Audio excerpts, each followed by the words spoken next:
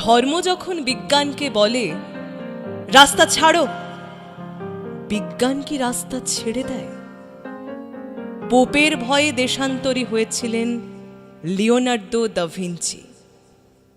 সারা দিন একটা অন্ধকার ঘরের মধ্যে পায়চারি করতেন গ্যালিলিও গ্যালিলেই।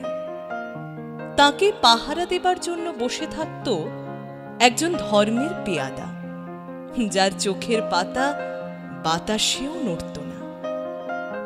বিজ্ঞান কি তখন থেমেছিল?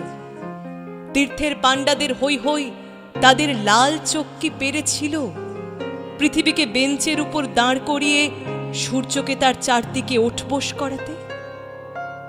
ধর্ম যতদিন দুঃখী মানুষকে বেঁচে থাকার সাহস দেয়, ততদিন রাস্তা নিয়ে কারো সঙ্গে তার ঝগড়া থাকে না।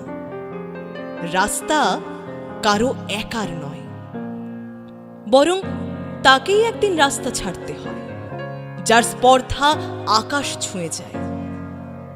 বিজ্ঞান যখন প্রেমের গান ভুলে ভাড়াটে জল্লাদের পোশাক গায়ে চাপায়, আর রাজনীতির বাদশারা পয়সা দিয়ে তার ইজ্জত কিনে নেয়, আর তার গলা থেকেও ধর্মের সাড়েদের মতোই কর্কশ আদেশ শোনা যায়, রাস্তা ছাড়ো নইলে। পৃথিবীর কালো, সাদা, হলুদ মানুষের গান, তাদের স্বপ্ন এক মুহূর্ত সেই চিৎকার শুনে থমকে তাকায়। তারপর যার যেদিকে রাস্তা, সেদিকে মুখ করে তার সামনে আরো সামনের দিকে এগিয়ে যায়।